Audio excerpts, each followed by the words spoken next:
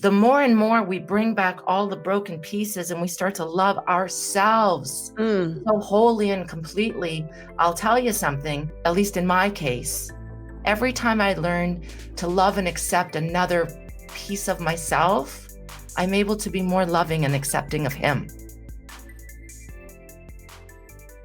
Well, hello, Crystal. She's here.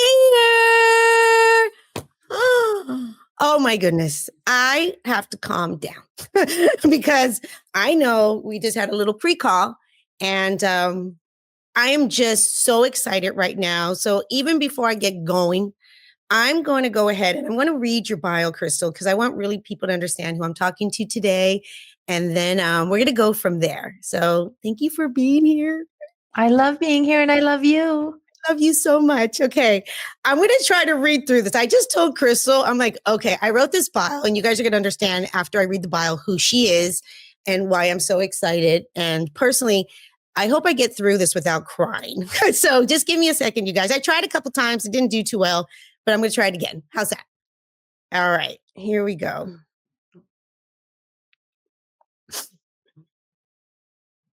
Today's guest is someone who has profoundly shaped my life and my work.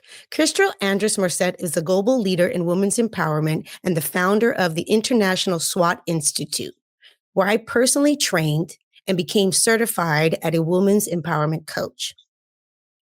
Let's go a little hold on. She's a best-selling author, a sought-after mentor, and a visionary teacher whose emotional age work has helped thousands of women reclaim their voice, their power, and their truth.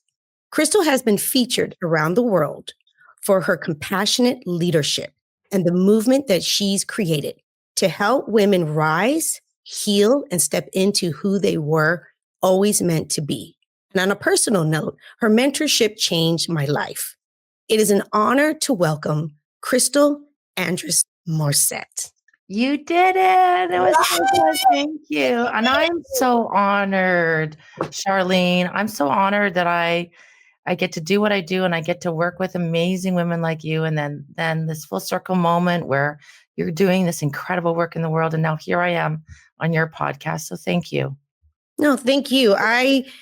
When I thought about, our podcast and, why I created it and the type of guests that I want on the show, you've been at the top.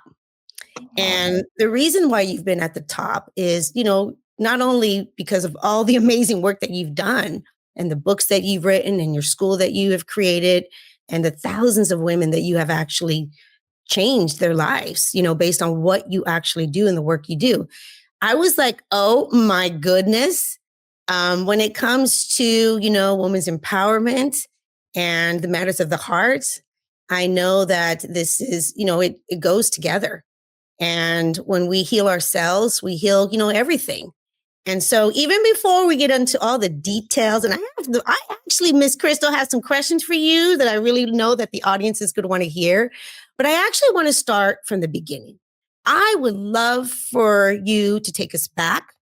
Tell us, a little bit about who you are. How did you grow up? And how did this even start?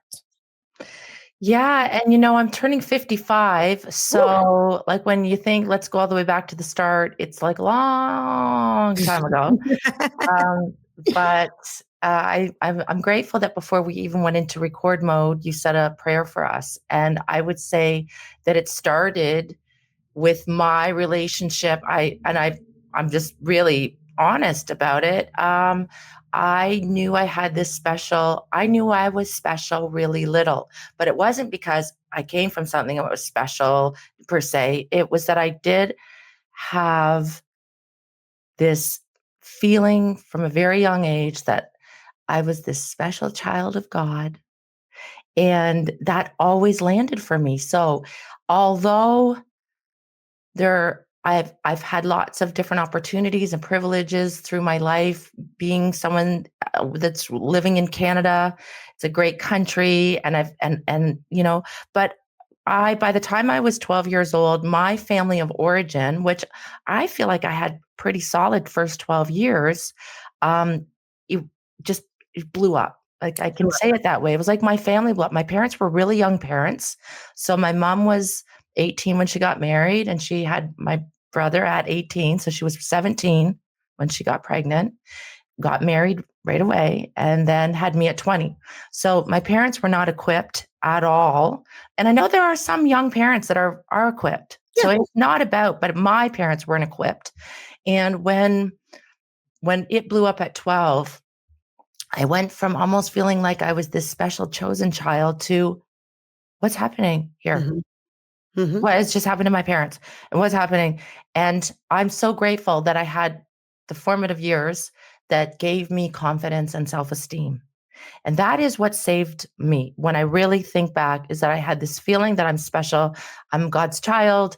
I always did well in school. So I also learned that there's some reading and learning, and it was my saving grace. It was the thing that I could do, and I could do well.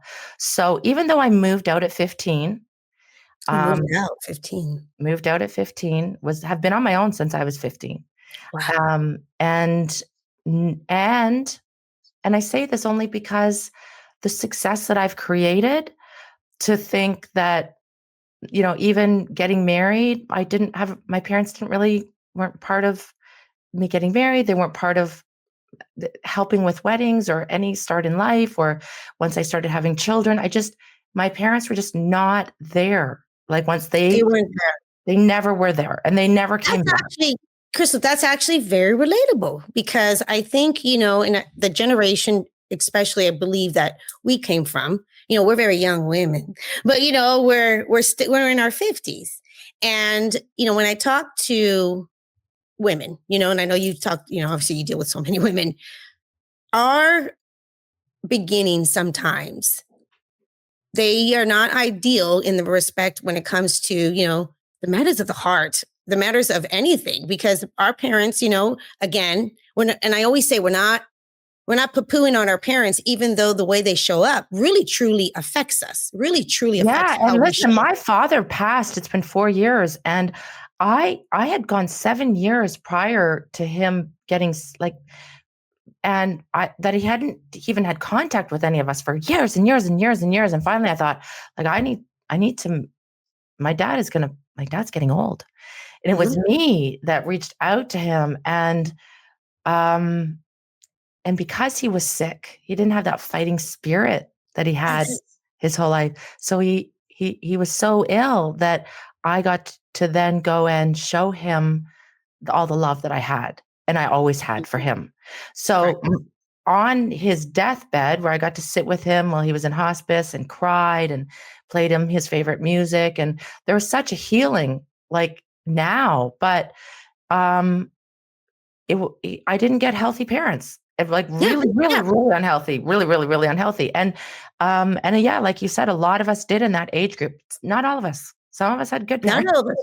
And some of us had it on a spectrum. So I happened to get the spectrum of really good looking, dynamic human beings that gave me DNA. So thank you for that. And it gave me a lot. That's why I say I had privilege, because when you're attractive and you're smart, you're privileged. You're privileged.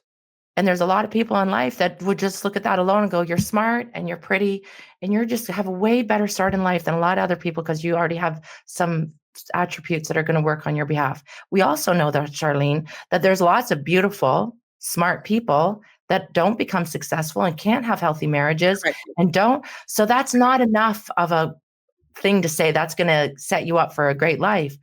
My heart was broken a lot in my life, but I also was one of those little girls that, and I meet these women like you and like different women that ended up becoming empowerment coaches or coming into my school, that also had some type of intrinsic desire to know themselves at a deeper level, to love at a deeper level, to heal at a deeper level.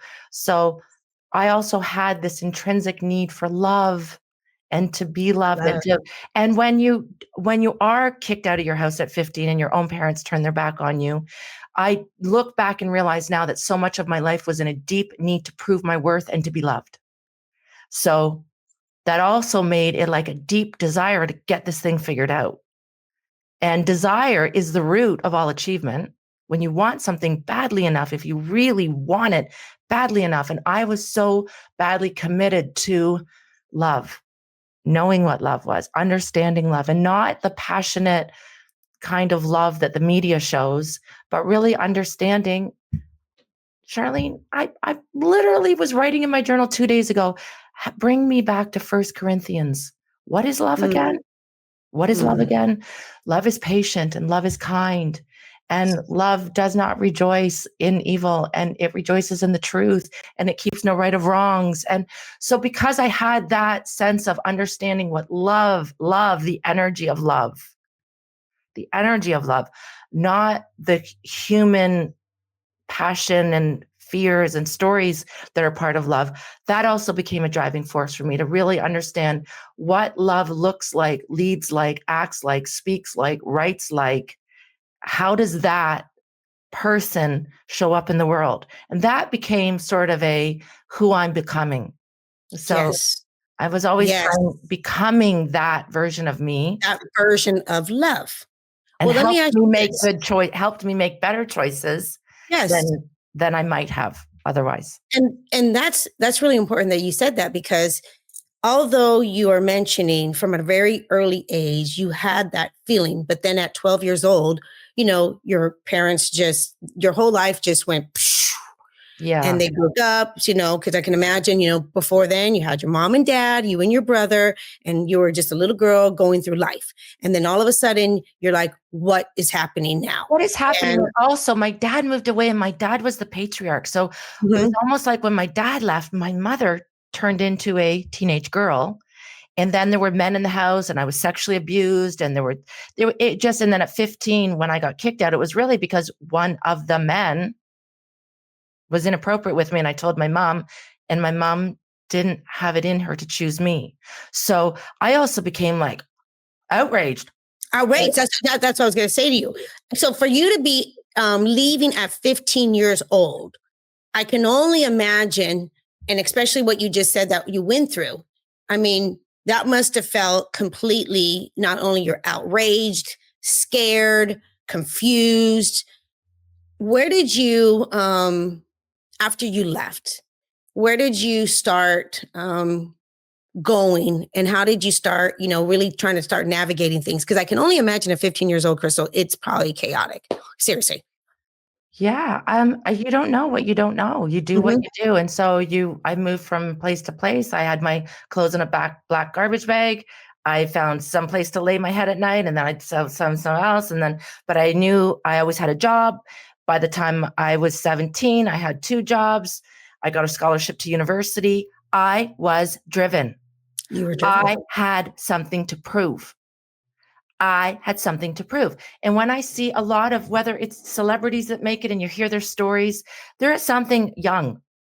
Like it's very rare. Do you hear somebody that at 45 goes, I think I'm going to become a famous singer. Like there's something in your blood at a young age that you're like, I'm meant for more. And that was the drive. That was the drive. And then to prove, and I also had deep love for my parents. So I had deep love for my parents. And so although you don't know that you're kicked out at 15 and that your parents are going to turn their back on you for years upon years upon years upon years, until in hindsight, you look back and see they did that. But at the time, you're still thinking, Mom's just going through a real hard time right now, and I'm going to get it together, and she's going to love me again, and we're going to be great. And I'm going to go prove them right. I'm going to show them how amazing I am, and they're going to love me again, and it's going to be great. So me trying to get their love by making good choices only gave me a better life. And then at a certain age, you realize, oh, I've now self-published my own book, and I'm still trying to get my mom's love, because all she ever wanted to do was be a writer. And then you write your book, and then your mom's jealous of the book. And then at a certain age, like about 35 or 40, you start realizing, it's been 15, 25, 35. It's been 25 years, and I'm 40, and I'm still trying to get my mom's love. Yes. And And she'll go years upon years upon years without even speaking to anybody or acknowledging anybody. So there comes a certain point in each person's life. And I'll tell you something, Charlene, I Yes. remember coaching in my 30s, and I'd just gotten this book deal with Hay House, Simply Woman. And I got my radio show on Hay House Radio, Sirius Satellite. And I had to be on. This is when I first started doing, this has been going on now for 25 years, podcasts before there were podcasts. Yeah, you're the OG. Right? So I would get on and the different fear stories I would have, like, is my mother going to call in and be mean to me? Like, there were fear stories that I had, but I remember, and one client that has gone on now, and she's in her 70s, and she's become a doctor in the time of me coaching her for the last 25 years. She, in that time, went back to school, got her PhD, became a doc, all kinds of things. She's in her 70s now. And when we first started coaching, the pain she was in over her relationship with her mother, she's in her 70s, and her mother has long time passed, and we still will talk. And that sad story connected to her mother still is often very dominant in the conversation. I remember in my early 30s, 33, 34, 34, 5, thinking, I don't want to be 50 and still talking about the pain I'm in with my mom. I'm going to tell you, I'm 55 and I still have sad moments of that relationship. However, I've recognized and realized that we really can only have, any of our relationships can only be as healthy as the unhealthiest part of us. And my mother was wounded. So God bless mama. God bless mama. God bless mama. Then it became, I have children and I'm a grandmother now. Well, so, you're not only a grandma. Oh my goodness. You guys, not only is she has 2 beautiful daughters, but she literally has probably the cutest, littlest grandbaby. Honestly, when we see you online and those pictures, I can only imagine. So let me ask you this, girlfriend, let me ask you this. When you left at 15 and thank you for explaining this. Thank you for you really explaining your journey and the impact and how that really does affect us. It just does. It does. It's not, it is what it actually is. It's going to affect us. Okay. So when it came personally, you said you were very driven and you were going, and you are, but when it came to the matters of the heart, how did that affect you? Because I know that you ended up getting married, with the father of you're married to a different man now, but you end up getting married to the father of your children. So how did that affect you with the matters? Oh, funny enough, I'm 15, I move out. My mother, though, was successful, and my mother had a business, and every so often I kind of go into her business, and one of the guys that worked in her business, I was young, and he had a falling out with his father, and he didn't know who to call. And because he worked for my mother and we tried to be friends, we said he called me. And then I was like, well, I don't have anywhere to live. And he's like, I have nowhere to live. And that's how sometimes back in the day, people end up marrying someone because it's like, well, I'm a little wounded bird. You're a little wounded bird. Nobody's saying that at the time, but 2 little wounded birds made 2 little wounded birds in a little wounded That makes nest. sense. That's really how it happened back then. That's just true. Really. There wasn't like online dating. It wasn't like we talked about. You didn't have podcasts like this. No. You're like, I'm 18. Yep. You need somewhere. I'm living on my own. You can help pay the rent. I've got 2 bedrooms. You can rent 1 room. I have this. Okay, well, then we started working out together, and then we started doing this together. And before you know it, was like, well, should we just get married? Honestly, that's how unromantic it was. And then I had 2 kids, and I got married at 21. I had Madeline at 24, Julia at 25. And by the time I was 29, with a 4-year-old and a 5-year-old, I just knew, oh my gosh, I'm with a man who has totally different ideas around parenting. And this isn't going to work. It's not going to work. I just knew it. I was like, I don't know what I'm going to do. So I left him. Okay. And then I was single for 6 years and said, I'm just going to raise these children and just pour my little heart and soul into these children. And that's what I did. And then the day came that I was out and I met this cute guy. And that was even like that love story. Maybe hold on. I want to hear about Aaron's love story. Hold on. But this is good. This is really good. We're going to take you back just a little bit. Okay. So you are with the father of your children. And as you said, again, I see, so relatable to a lot of us. Because you're young. I'm still in my 20s. And I knew I had no business marrying him, let alone getting married and having 2 children with this man. And here's a very honest moment. We had different ideas. Like, he wanted to be a professional bodybuilder and move to Venice Beach. And I wanted to be Little House on the Prairie and move out to the country. We had different ideas. That's important. I had different ideas how I wanted to raise children, and I wanted to be home with them. And he wanted me making money. And even then, it wasn't that I didn't want to be making money. I didn't want putting my small children in daycare. I wanted to be home with my children, and he made enough money, but money was more important to him. And it was right there that I realized, it's more important to you that I go out and make money than be home with small children when we have enough money. There's another value that we are not on the same page. There you go. Here, the funny thing is, I figured out how to be a stay-at-home mom and make multiple 6-figure income, because once again, I had something to prove. I'm not leaving my children, and I'm going to figure out how to make money. And so, interestingly, I got my first book deal in 2003, and I got 100. You married? So hold on. I was a single woman. I'd left. I was on my own. So not only you're married to the guy, you're realizing, okay, this is definitely, I married a man that we are completely on different paths. I mean, and you know what? And this is reality. You can't change another human being. Like, you just can't. No, and I just knew at that point, it was core things. Like, it was things like, you would do something illegal to make money, and I want to write books for a living and do really, really God's work. Not going to work.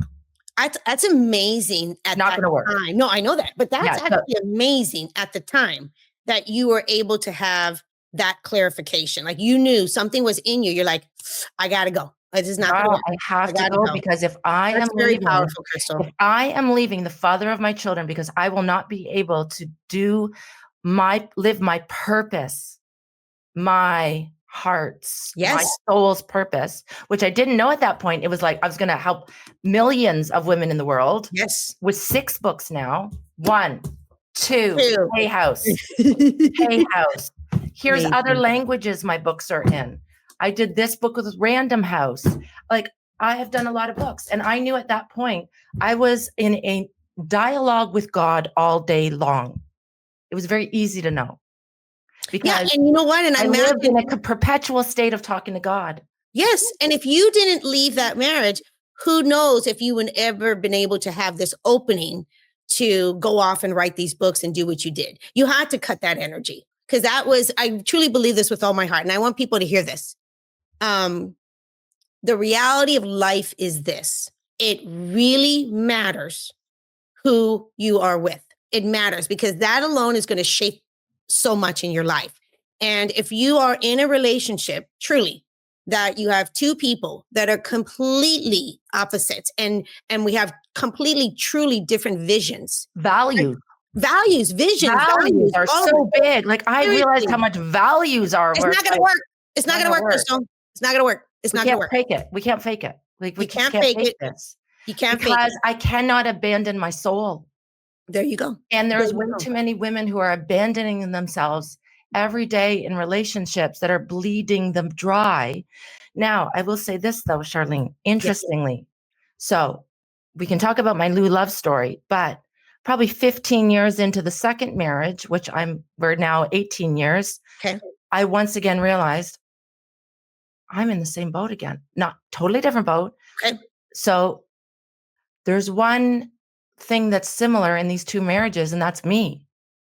So I have a tendency to put my partner ahead of too many other priorities. I have a tendency, and I think a lot of women have a tendency to start to become like the person they're with. In fact, when you see women who are serial daters, you'll see, like, 1 year she's doing that because she's with a guy that does that. The next year So she's 1 doing year, that. no, this is really cute. I just had this conversation too. 1 year, she's, rooting for the Packers. And the next year she's rooting for, seriously, the Yes, Steelers. And I'm like, that's okay, it. what are we doing now? You're like, Yeah. okay, now we're the Steelers? Okay. Yeah. So there's an example of like, there's too many of us that we become so much like the person we're with because we love them. And we start to merge our lives together. But so I did catch myself and I realized, and part of it was that in the first marriage, I ended up gaining weight, a lot of weight.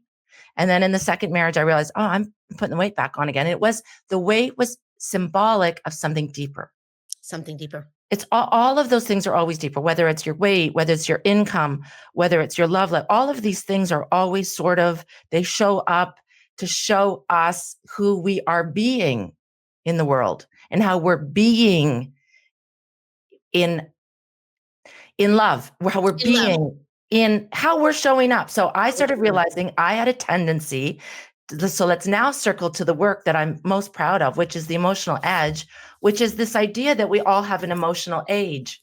And that was this book. And this book was a game changer because that was when I started realizing, oh, Crystal, inside every human being, including me, we all have what I say is like a child archetype, an inner child. Inner child work is nothing new, but I called it like your daughter energy. Every woman's got daughter energy. And whether your daughter energy is a rebellious teenager, or whether she's a scared child, or whether she's a charmer, daughter energy is a certain kind of way that we can show up in the world. And usually daughter energy knows there's an amazing world out there. There's an amazing life out there. There's love out there. There's money out there. And she wants it. She just doesn't know how to get it. But then within every one of us, and this is where I would have a tendency to fall too far, is that we also have this kind of parent archetype within every one of us. For women, I call it our mother energy.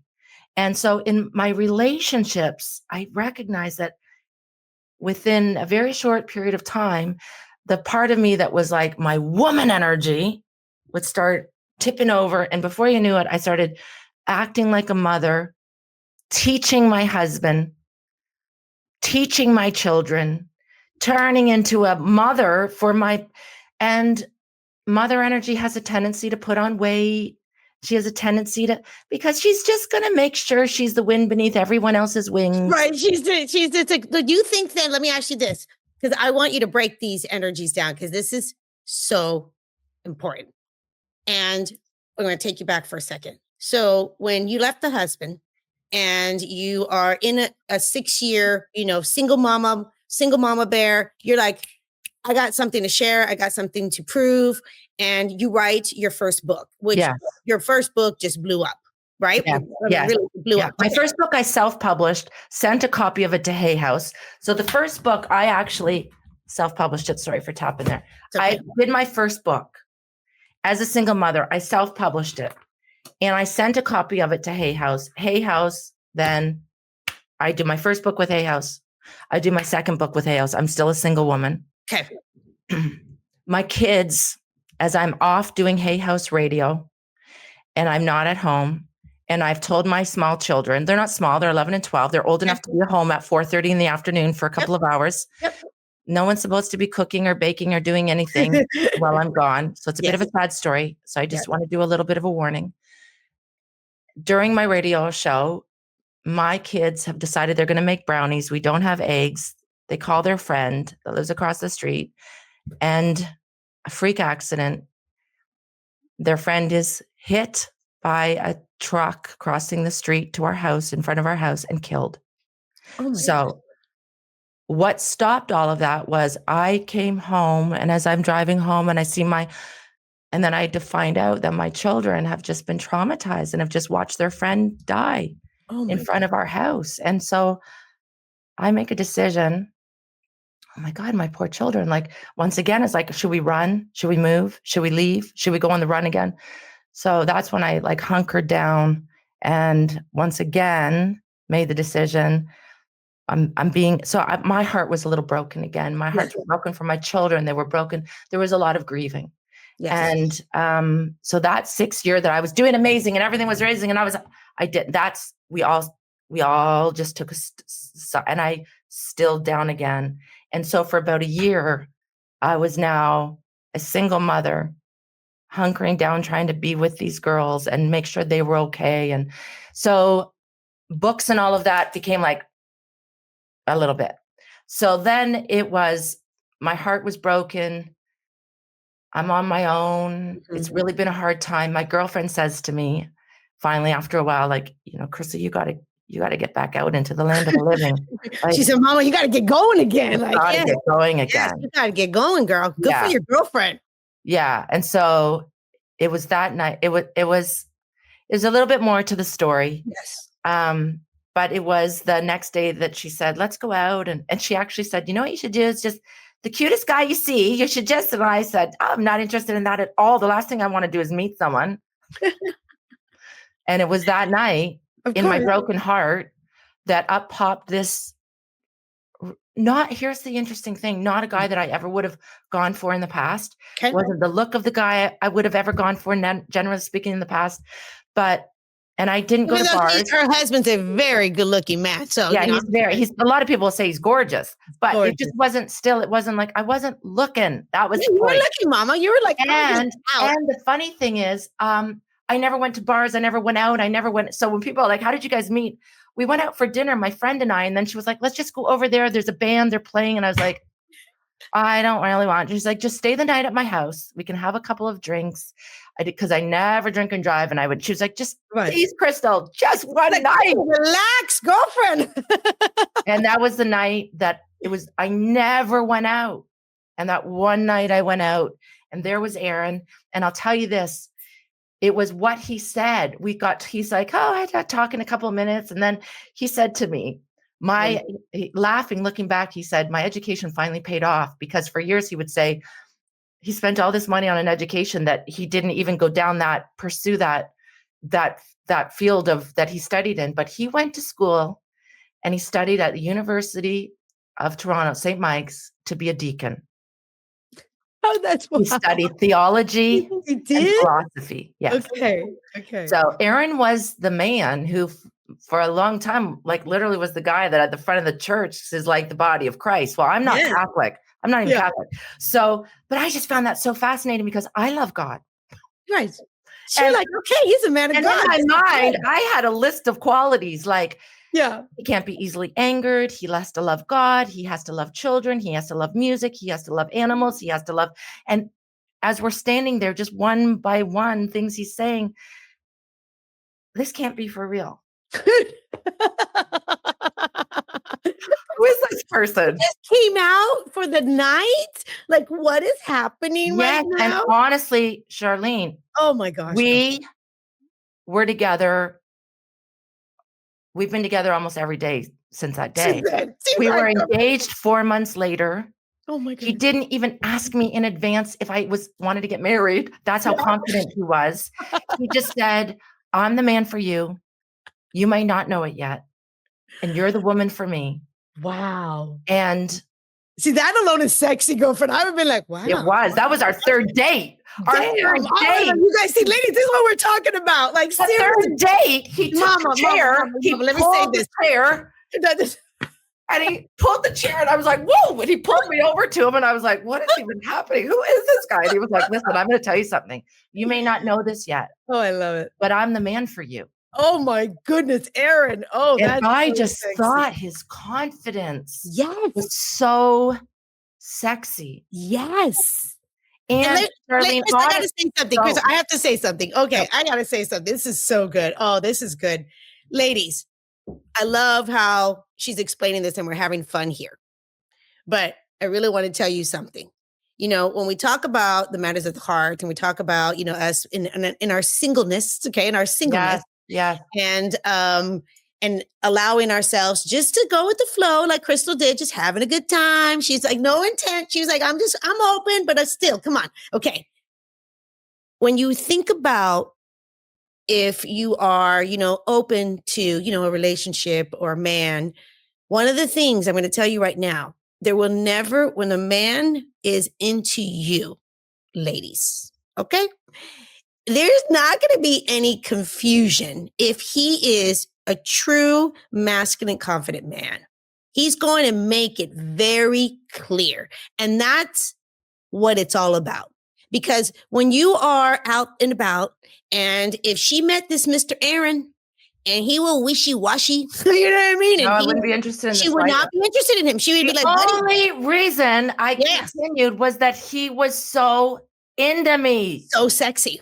And I was like, I don't think I've ever been seen. Yes.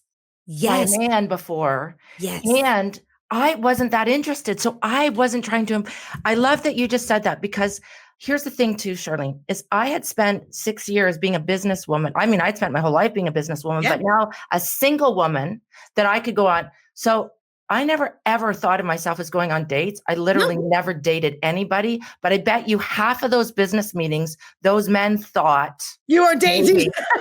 But it wasn't me. So I was very comfortable going out for dinner and talking business and talking ideas, and had done that. So I was never thinking, I wonder if he's the one. Like I just never went through life going, I'm looking for the one. I always felt like I'm not looking for anyone.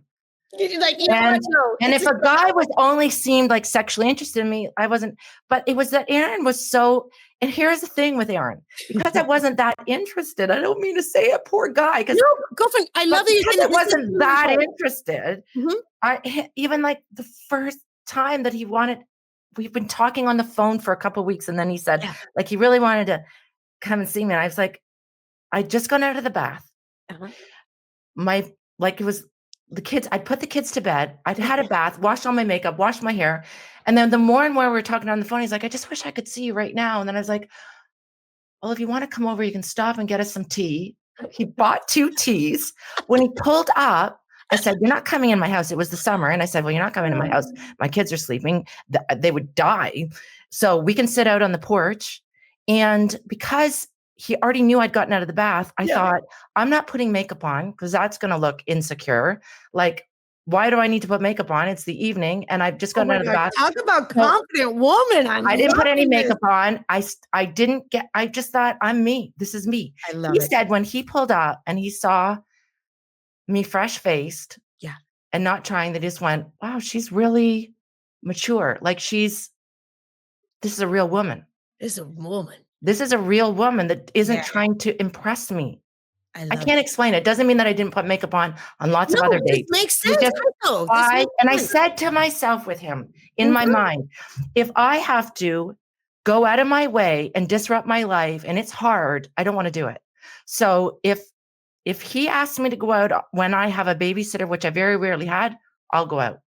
If it's going to be hard and it's stressful and I'm trying to stress myself out to make this happen, I'm not going to do it. And just it was just easy. It was That's easy. so good.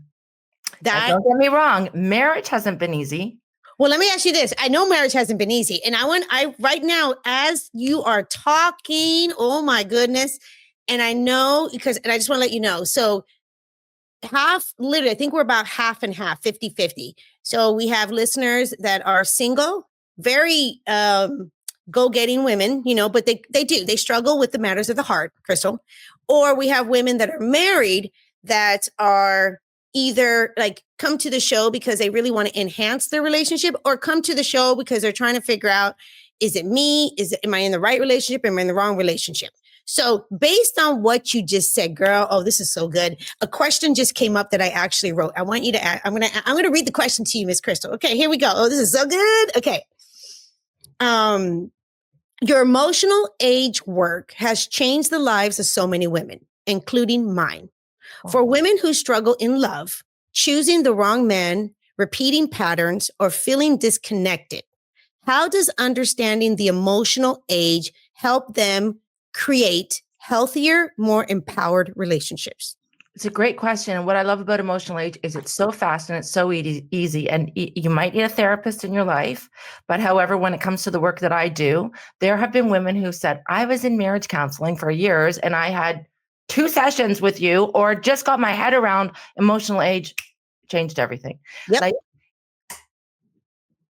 if you could recognize within yourself, there's always 3 versions of you. And it doesn't have to be my daughter energy and my mother energy, but every woman listening, whether she's in a relationship or not, has a version of her that when she is on her game, when she's feeling great. Now, there's some women that say it's been a while. So this is what I would say. Then start with these two versions of us that we often are like, we really have to heal. And the version of us that we have to heal is daughter energy. So daughter energy, you could ask yourself in your relationship right now, what would my daughter energy do? What would my mother energy do? And just those two, it becomes so easy for women because they'd be like, mother energy is always going to be more selfless. It doesn't mean that she's fun. And it doesn't mean that she's, it doesn't mean she's a better partner in love, but she's more selfless. And where the selfish part of her is the part of her in love where she's going to be more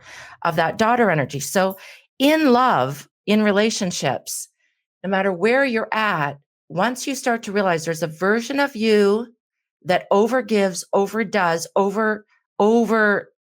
and then is always going to kind of feel resentful because your needs are never going to be met. And there's this other side of you that's like, what about me? What about me? What about me? And that side of you in love is fun and sexy usually. And really, she starts fast, but she fizzles fast. Mother energy starts slow and will stay until she dies. Yeah. And then there's this woman energy that's somewhere in between. Mm-hmm. And so. And that's the energy that she was showing up when she met her man. So talk about that energy. Yeah, well, that energy came because of the work that I'd done for years and years on trying to heal this battleground that goes on between most of us, between this one voice on one side of our head that we might say is like our little devil, our little daughter energy. She's a little devil in us that's like wants to get us into trouble. Like what's going on in Vegas stays in Vegas. Let's go out, girl. And then mother energy is like, no, I should stay home. I can't go to the gym. I should do this and I should do that. And so there's that version. But in every woman, that were my two. Okay. You just got to see my two. My two is either what goes on in Vegas stays in Vegas, girls, daughter energy, or mother energy, which hasn't gone out for a long time, hasn't had fun, isn't feeling happy. And there's a balance in between. Every woman, when she can recognize that. In fact, I have an emotional age quiz. Women can take the quiz and it helps them to recognize which of those three are more dominant. Here is the truth. Most of us, all of us have woman energy, first of all. Okay. Everyone has it. But most of us either fall one way or the other, usually. Now, it's usually still, though, this battle that's going on inside of us between these two opposing parts. And so the real work is always, but before we say, should I stay or should I go, is always, for me, well, the fact that I'm still making this about him tells me that I'm not even doing the work for me. Like I have to take it backwards and come back into myself and see where I'm at, I love that. Yeah, and how am I showing up and what are my thoughts and how am I taking care of my body? Am I grounded in my own body? Am I healthy in my own body? Is my mind clear? What's my mind like?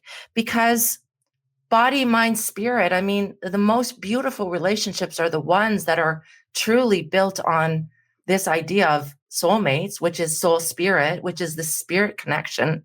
And what I know that I had in Aaron when I met him, it was a very deep spiritual connection. And so for me, that was so important. That's so important. And it seems like, and you tell me, it seems like as you're talking about these different energies, and all women have them, right? Yeah. And we're talking about, more of, and that's of the woman energy, or we're talking more of the mother energy, which I totally understand that, and which we're talking more. And you guys, to really actually do a deeper dive onto this, because right now we're just kind of giving you an overview. I'm just going to do a little snippet here. Where can they actually dive more into the energies real quick? Crystal, where can they go? Absolutely. If they head over just to www.simplywoman. Okay. Simplywoman.com. And that's going to take them. It's going to take them into, it will take them into that quiz, and they can take that emotionally. Okay, you guys just do that for yourself, because then that's a really cool place too. Because then you can get in her world and you can get on her newsletter, and her work is amazing. And there's so much here. So we're trying to give you Yeah, and I feel a little scattered right now the way I'm explaining it. No, you're doing great. No, girlfriend, you're actually doing fantastic. Thank you. So what I'm going to say is, so as we're talking about the two energies, okay, so we have the woman energy. No, we have three. We have the woman energy is kind of like in the middle, and we have the mother energy, and then we have also the child energy. So what Crystal's trying to explain, it really does matter, and especially when it comes to everything, actually, not just the matters of the heart. Everything. How and how we're showing up in that certain energy. So it seems like to me, and Crystal's going to talk about this a little more, how there's a little ebb and flow in it too, depending on what's going on with life and all the things. So this is fascinating because you really and different ages. Sometimes I was in so much mother energy in my 20s and more daughter energy in my 30s, and then more mother energy in my 40s and more daughter energy in my 50s. Now, don't get me wrong. I'd like to think I'm in woman energy right now. And I think I'm in the best place I've ever been at 55.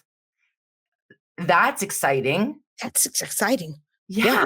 To think I feel more empowered, more alive, more clear, more loving, more loved, more beautiful, more vibrant, more hopeful than I've ever felt in my life. So it only gets better.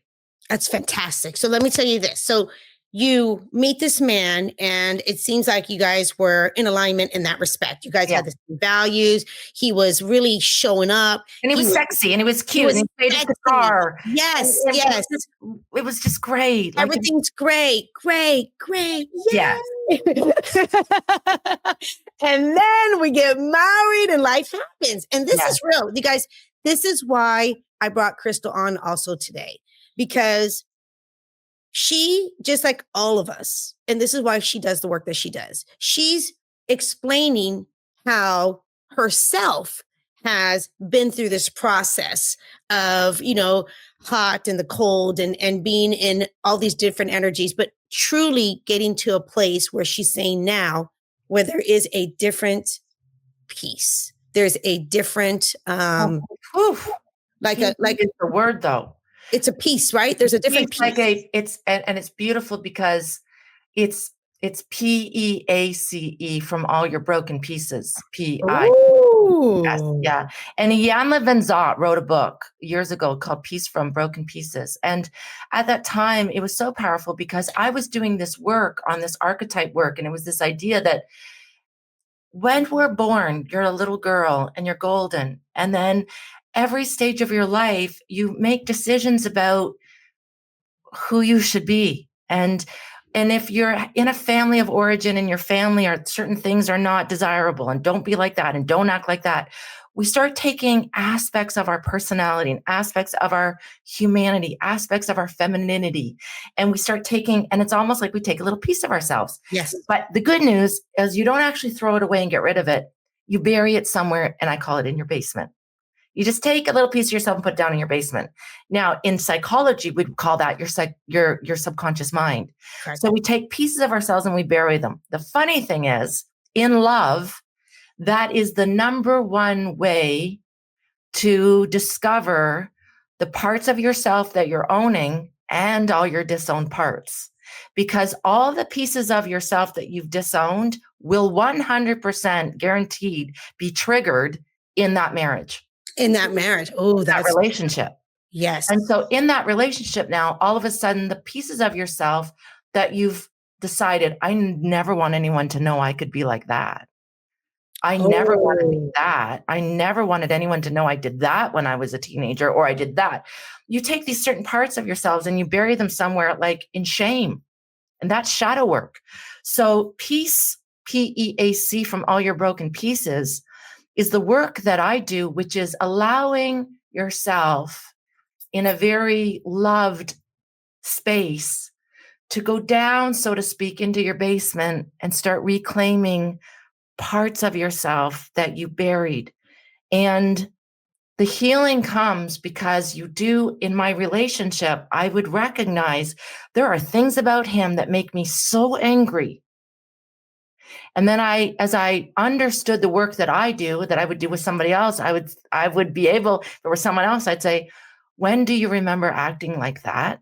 And when do you remember being so embarrassed or ashamed for behaving in that same way, that you made a decision to never be that. Well, you see, people are always mirroring to us what we love about ourselves, which is why when we first fall in love, we love, because that person is mirroring all the things to us that we love. Yes. But once you're in a marriage or a relationship for a longer period of time, conflict is always there to show you where there's an aspect of yourself that you're, and denial is such a great acronym, didn't even notice I am lying to myself.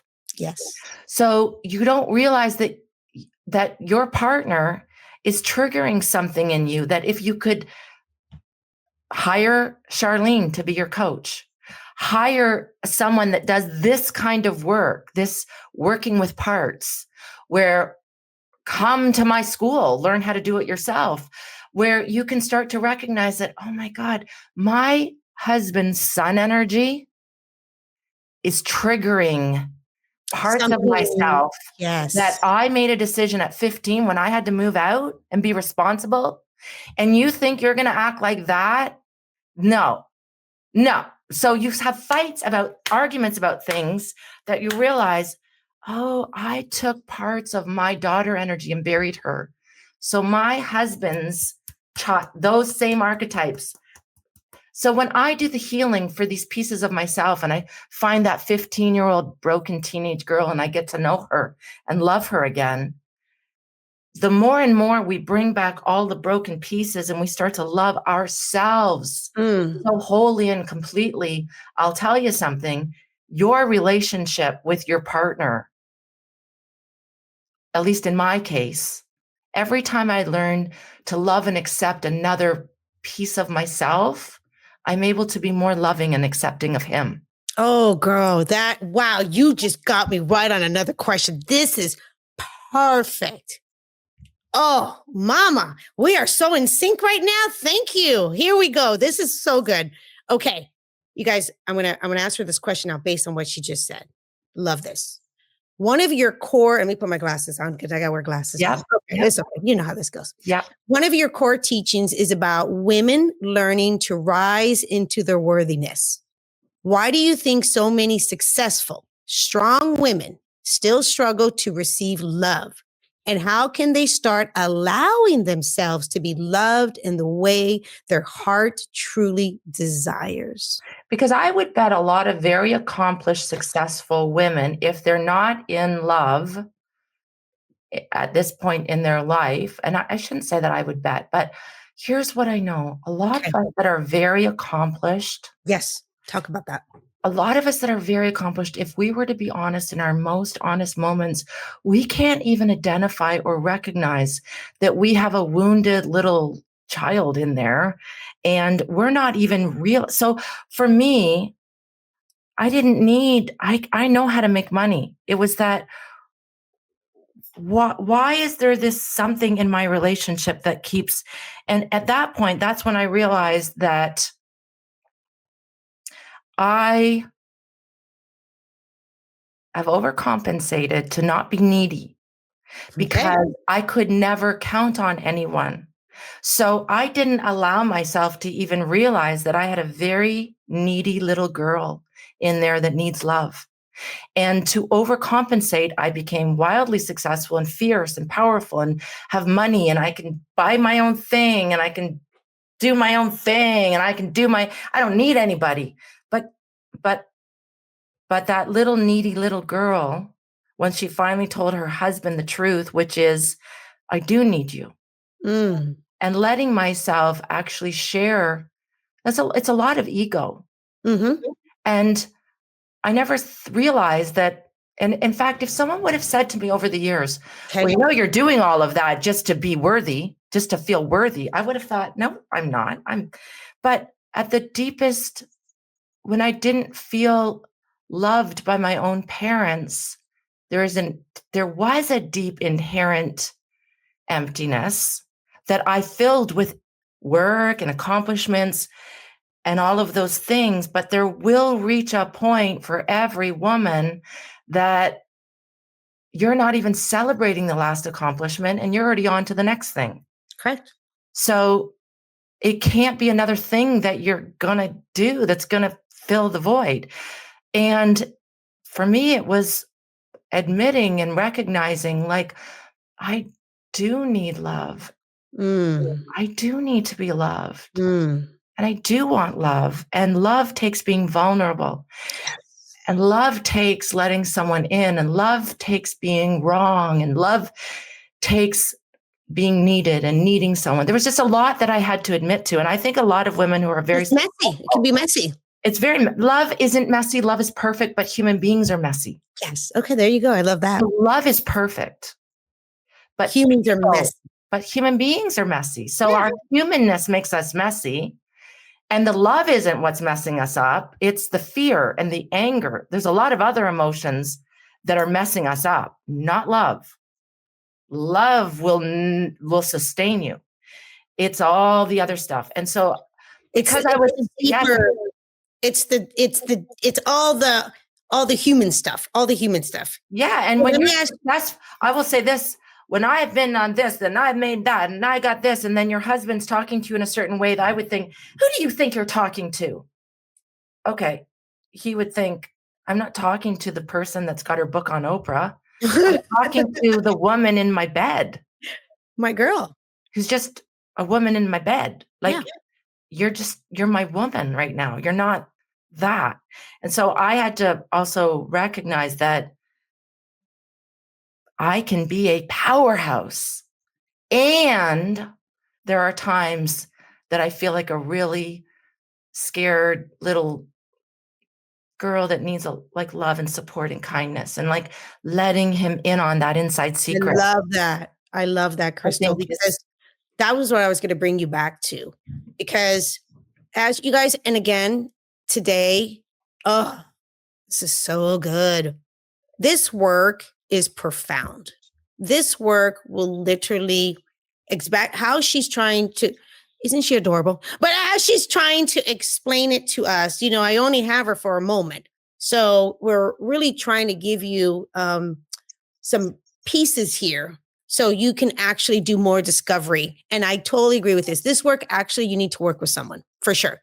And until you learn how to be Coach Crystal that can write the right questions, and then I can be Wounded Crystal that can respond to that question. Yes. And then Coach Crystal can write me another question, and then Wounded Crystal writes back. And then before I know it, Coach Crystal and Wounded Crystal are friends again. Correct. So when you were with your man, you fell in love, everything's good, life is going on. And then you've got 2 kids that aren't his. Yes, and you've got all the moving parts and stuff, and you're dealing with your energies, and you're really trying to grow into this and discover this, and really just as an individual human being, a woman herself.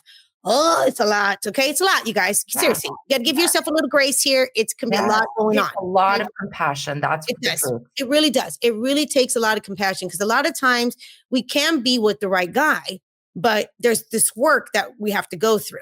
So as you are, learning and growing, and, and he showed up good, you guys were good. Okay.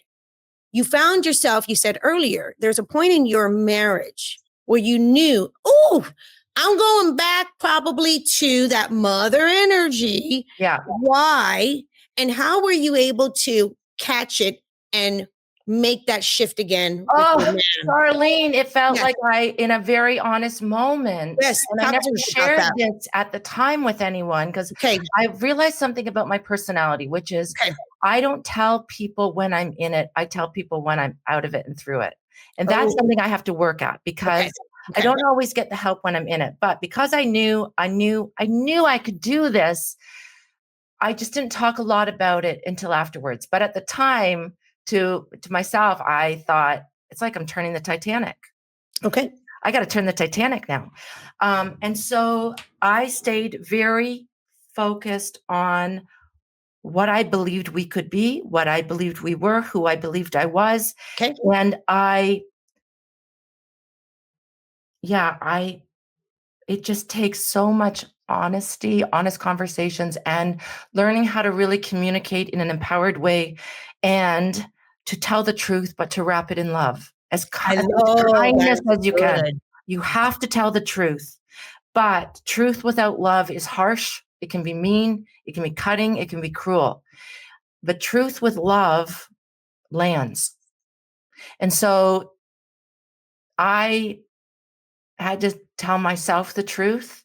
And then I just felt like I was so committed to the idea of who I knew we could be again, because we'd been there. Yep. And I knew, in truth, when mama ain't happy, ain't nobody happy. There you go. And when and it mama takes courage. Woo. Yeah, it takes a lot of courage. Mm-hmm. Because sometimes you've got yourself so far down where you didn't ever lie. Like, it's not like you've ever lied to somebody, but it's the little ways you abandon yourself along the way. And before you know it, you think, I am so far off what makes me happy. How did I get way over here? Mm-hmm. Like, how did that happen?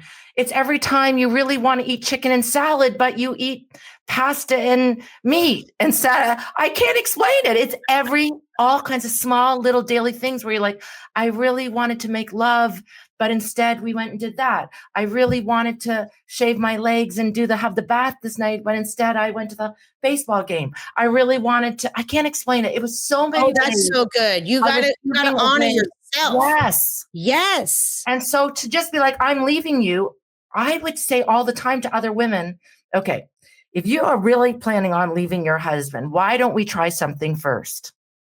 In your own mind, what is it that you think you're going to do if you're a single woman?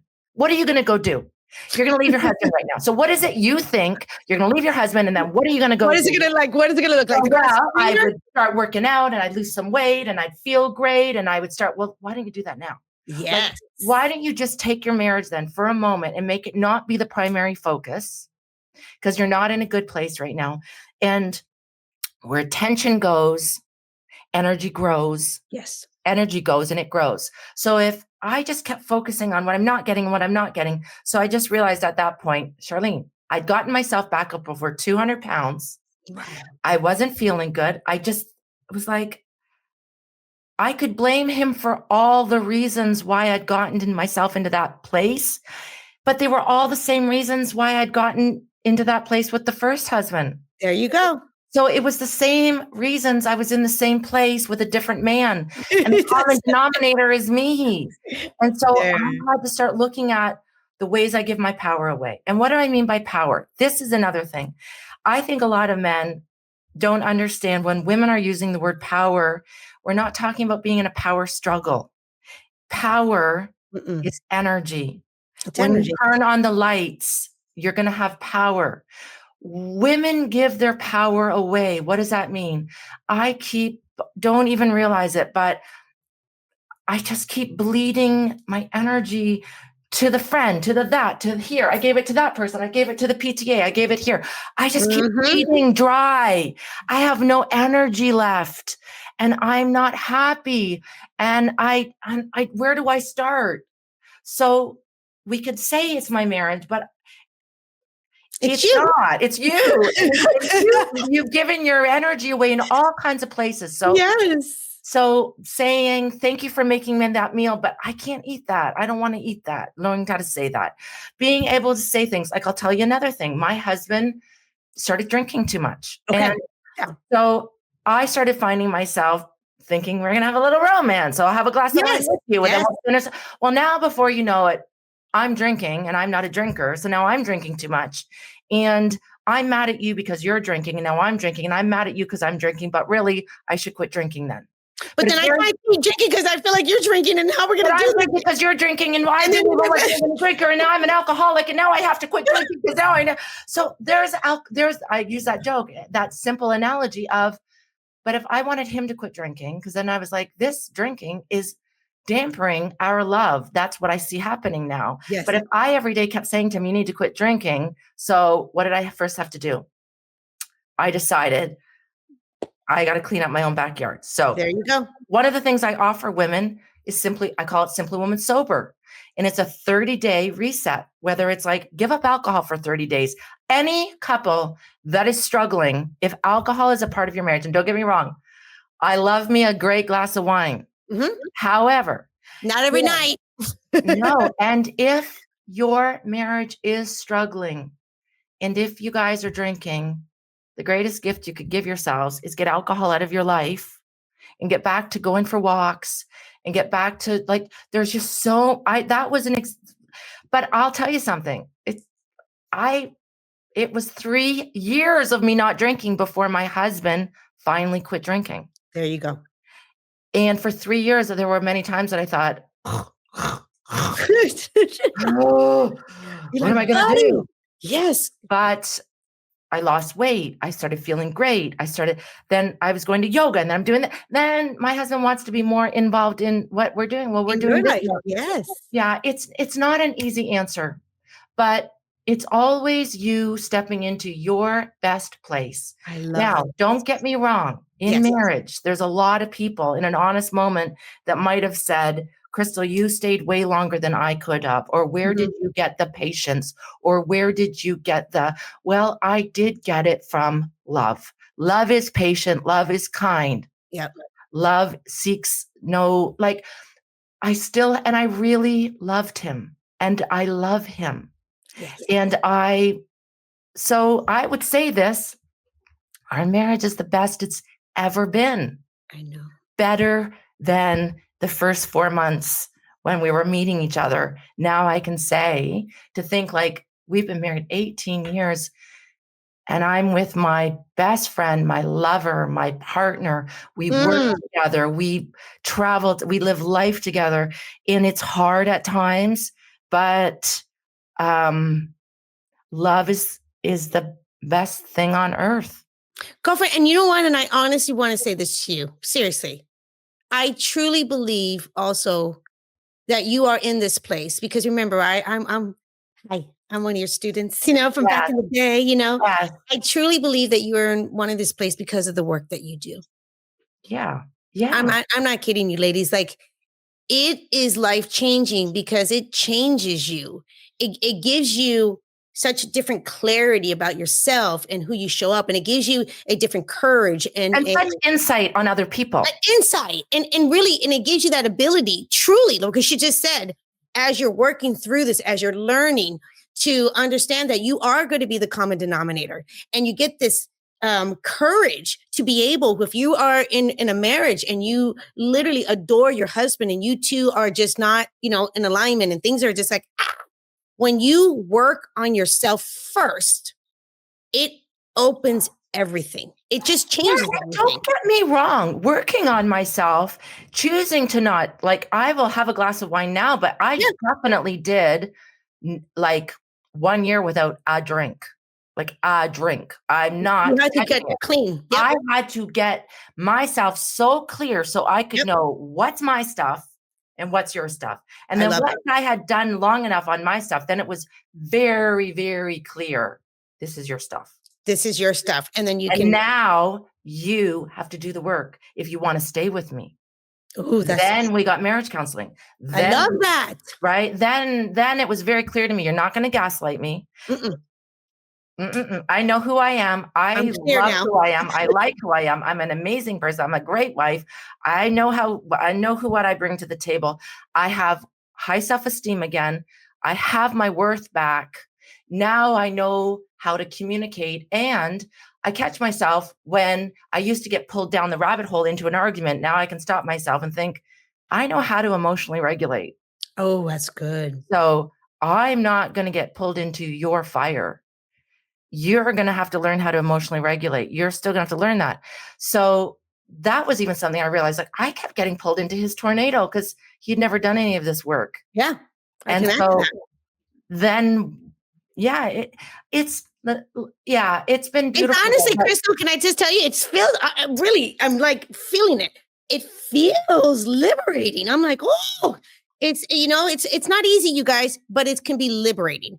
Because it is liberating. It's the change. It's the change there. It's the change. And you guys. And Charlene, with the beauty in it for me, what I recognize, the difference is now when my husband and I are now having an argument, and let's say I didn't realize when I say the needy, I never came off as needy in my life. But if he were to leave and he's mad inside, I would be like, where is he? And why is it in? There was a lot of thoughts going on. Whereas Yes. now Yes. I don't have that. Now I think he loves me.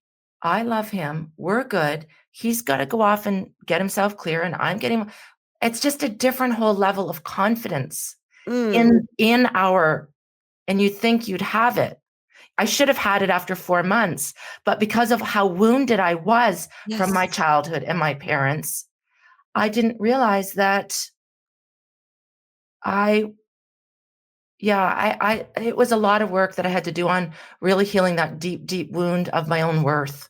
So you nailed it when you said there's a lot of really successful people or a lot of successful women that are still struggling with love, because I don't think that accomplishments ever will give you that sense, that deep down sense of inner worth that you can only develop with self-acceptance and really learning to love not just your good, shiny parts, not just the parts of you that create great things or have great accomplishments, but you really do have to love the parts of you that are broken and scared and all of it. Well, what I learned from you is all the parts.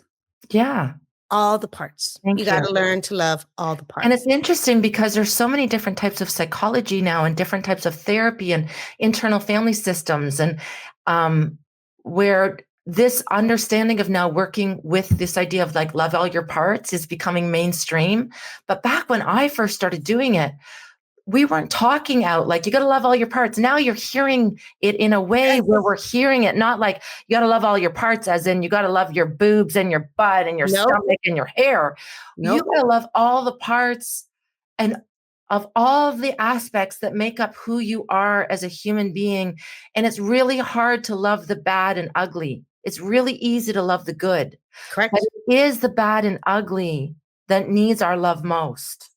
Yes. And we learn the most about ourselves if we have a safe place to explore the parts of ourselves that we've never wanted to even admit to, let alone heal. And so that's why having a really great, whether it's a therapist that understands working with parts or a coach like our style of coaching, an empowerment coach, or someone who's really trained in understanding emotional age, it is profound work. Healing happens like that.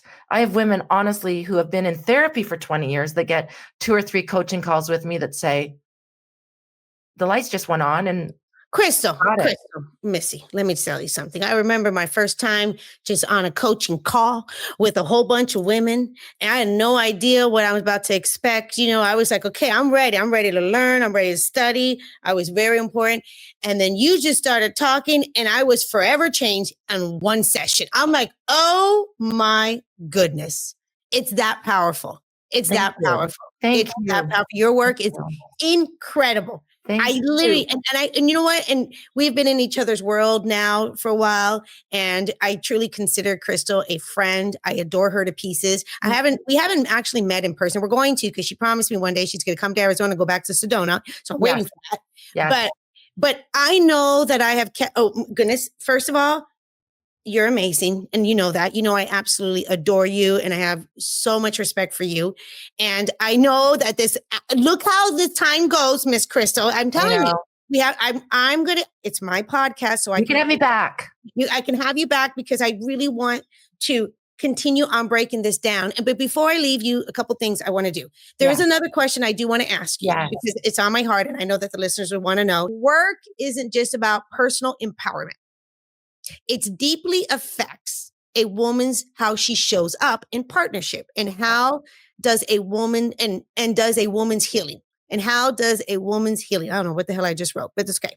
Her voice, her boundaries, her self-trust transform the way she loves, chooses a partner, and builds a healthy, emotional, safe relationship.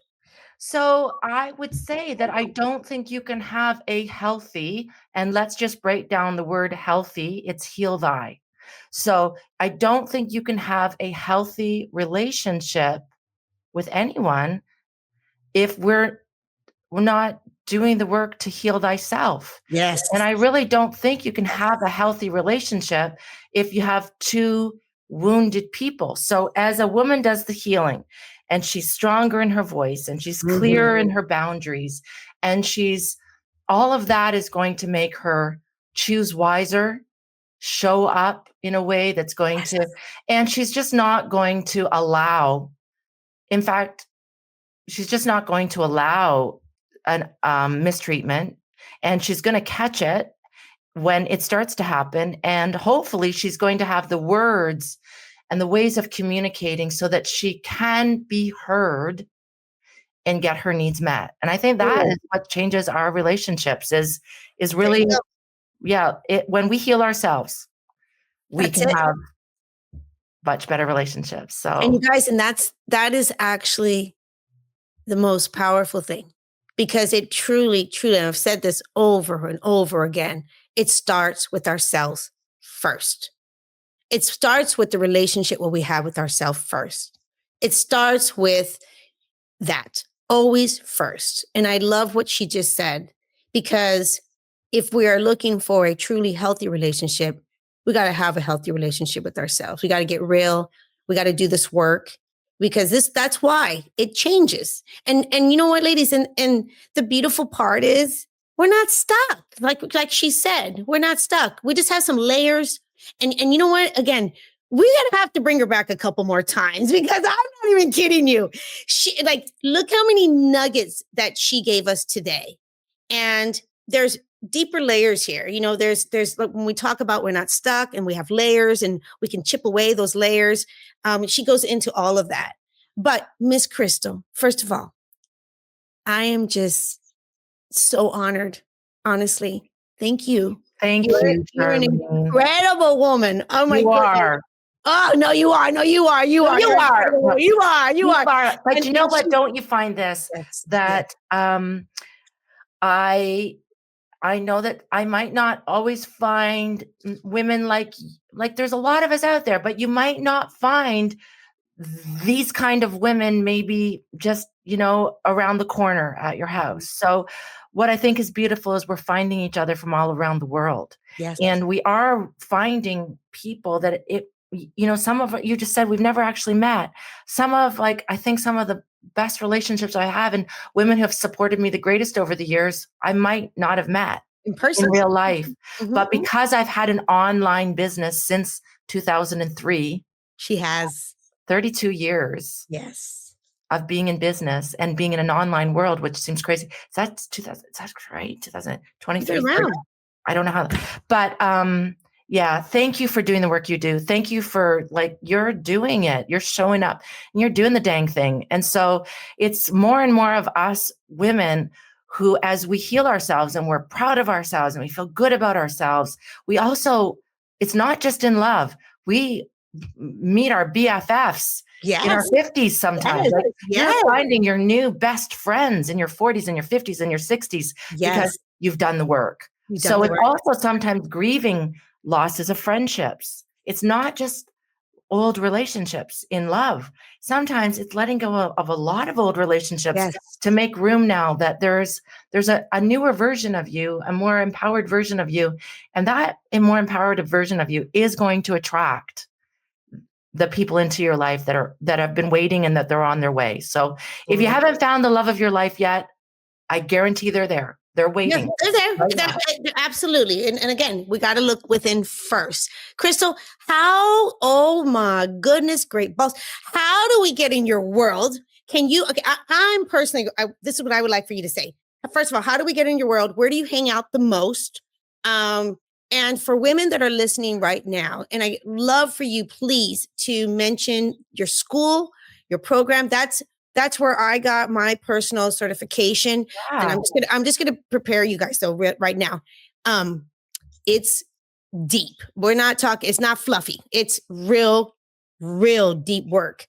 And so, but it changed my life. So can you just let us know before I have to let you go? The school is SWAT, like Special Weapons and Tactical, but we're simply woman, accredited trainer. But I say we are the new Special Weapons and Tactical, and we are going to help heal this world one empowered woman at a time. But it's SWAT SWATinstitute.com, and that will show you a lot more about it's very different than traditional life coaching. We're empowerment coaching, and we're exclusively for women.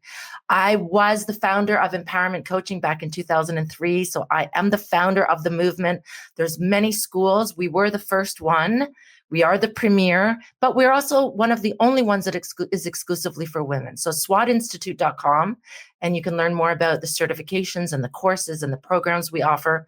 But sometimes just the easiest way, because sometimes women can't get SWAT Institute, is Simply Woman. Simply Woman was the movement, and Simply Woman will get you in my world, whether it's the Simply Woman Sober 30-day that you become a part of, come on in for free, or whether it's the emotional age quiz that you take. I would just love to connect. I'm way more over on Facebook. I guess I'm an old lady still. But I also have a Simply Woman Facebook group, which is a beautiful group. It's over 5,000 women now. And I'd love to invite women into that safe place. It's one of my circles where there's a lot of conversations that go on in there. So yeah, come and check us out, www.swatinstitute.com or simplywoman.com. And we'll connect from there. Facebook, Instagram. But you guys, honestly, I'm not good on social media. But she's going to get better, because I'm gonna talk to her about that. It's okay. She's okay. She has her girl here. We're gonna get her back on there, because we need her, Miss Crystal. Okay, I'm gonna be okay. On. We're gonna get you over there, and you know what? We're gonna do more things like this. And I would love to have you, also, I'm very active on Instagram, so I can have you, we can do a impromptu live, Miss Crystal. Sounds fun. Yes. So yes, absolutely. You guys, honestly, get into her world. She's incredible. She just scratched the surface with us, and I'm so grateful for you. Is there anything before I'm getting off the show today that you would like to say? I think one of the most important questions that I often ask women is, if you couldn't fail, and you don't have to worry about the how, but if you couldn't fail and you just let yourself, just put your hand on your heart and just ask yourself, if you weren't afraid, what would courage have you do? Because that singular question is life-changing. What would courage have you do? Mm-hmm. And if you can do one thing today that would move you closer to courage. Courage is the great elixir. It's the great game changer. It's the alchemizer.